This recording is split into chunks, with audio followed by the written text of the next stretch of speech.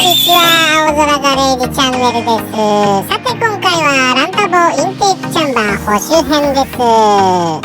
30年も経つとインテークチャンバーの塗装もひどい状態。耐熱塗装のやり直しと同時に断熱マットを貼っちゃいます。よかったら最後まで見ていってくださいね。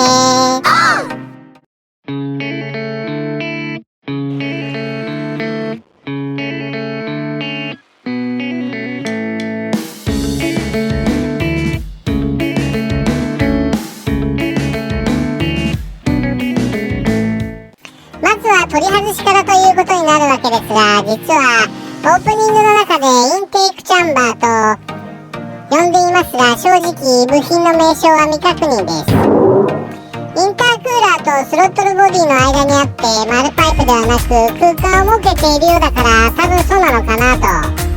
簡易版パーツリストにも載っていないということで勝手に決めつけてはいますが、インテークチャンバーらしきものということで、どうかご了承ください。こちらが30年間灼熱地獄に耐えてきた多分インテークチャンバー。もともとは赤の耐熱塗装だったと思うのですが、見る影もありません。今まで一度もエンジンルームを手入れしたことはありません。あまりにみすぼらしいので、これから少しきれいにしなきゃと思いました。ヘッドカバーにボルトでついているので簡単に外れそうです。温度なのか圧力なのかセンサーが1本ついています。外してみましょう。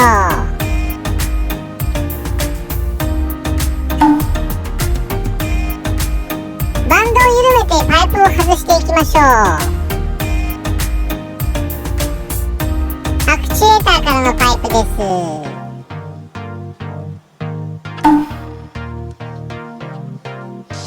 横に回って体重をかけて引っ張ります。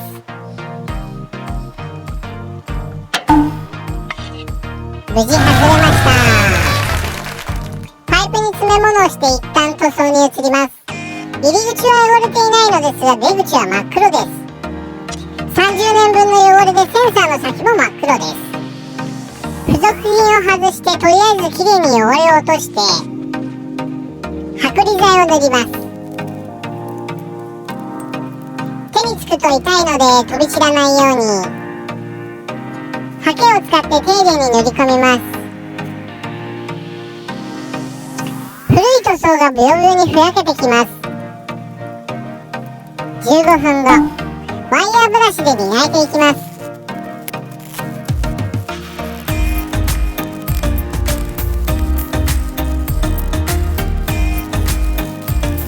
ウエストで拭き取ります。水洗いします。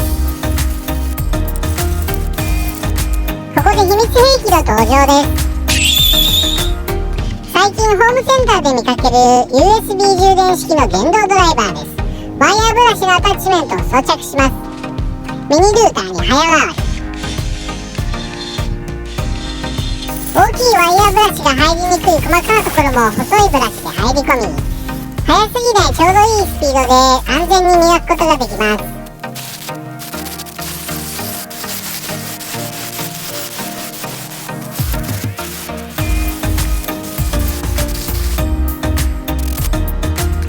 クリーナーで洗って完了です。灯油を使ってパイプの中もきれいにします。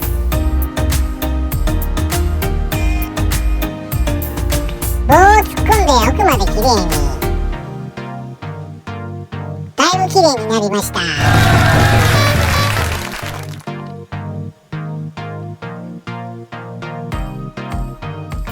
パーツクリーナーで脱し、いよいよ塗装に入ります。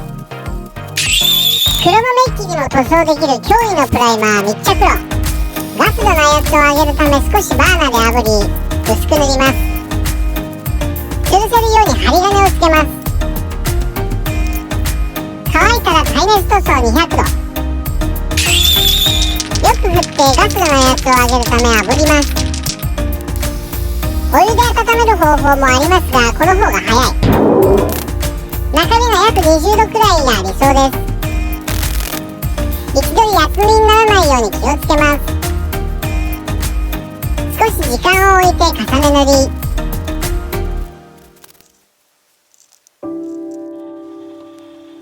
24時間後段ボール箱に入れてガスバーナーをセット。熱入れ強制乾燥180度で30分。完全効果です。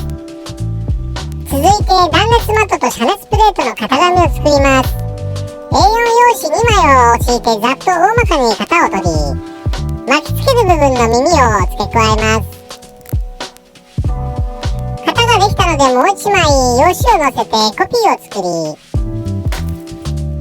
不燃断熱ガラス繊維マットを用意しました。続いて断熱マットを保持する遮熱プレートを製作します。0.2mm のアルミ板です。型紙をひっくり返し糊を塗って貼り付け、ハサミで切り出します。できました。カタログをもとに白文字も再現。溶剤に強く今後の清掃が楽になるのでウレタンクリア塗装します。結晶縮みやチッピング塗装は汚れが落ちにくく見た目だけなので、今回普通の耐熱ウレタンクリア塗装を選択しました。センサーを洗浄し付属品も取り付けます。シールを剥がし断熱マットを裏面に貼り付けました。断熱マットを保持する遮熱プレートを取り付けます。ホースバンドで固定します。ついでにブローバイパイプをつけたまま耐熱ブラックに塗装します。錆を落としてボロ布で簡易マスキングします。ここで驚異の定着力染球いきなりサフの登場です。脱脂したらいきなりこれ1本で下地処理が完成です。耐熱ブラックを塗ります。いよいよ完成したインテークチャンバーらしきもの取り付けていきましょう。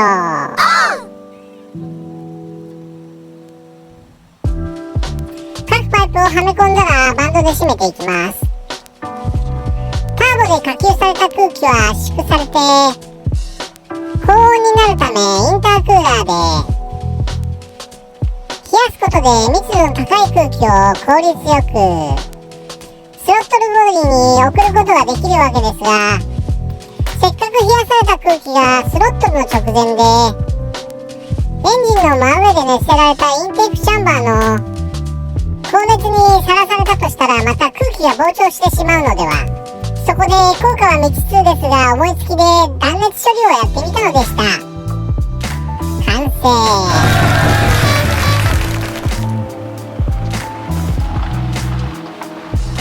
おしまい。